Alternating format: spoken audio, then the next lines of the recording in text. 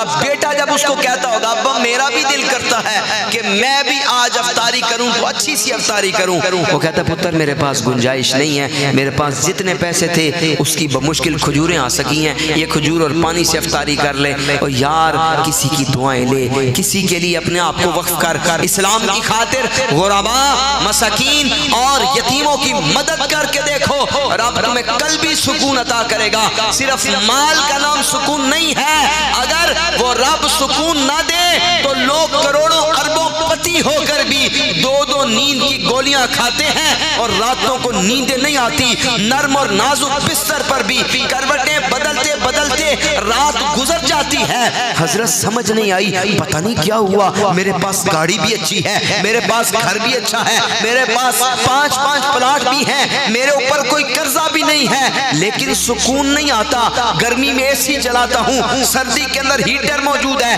تمام سہولیات میسر ہیں، لیکن پتہ نہیں کیا چیز بے چین کرتی ہے، کون سی چیز ہے جو بے قراری کا سبب ہے۔ میں نے کہا یار غور کر لے،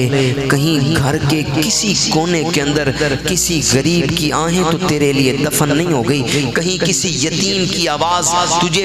پریشان تو نہیں کر رہی، کہیں کسی کا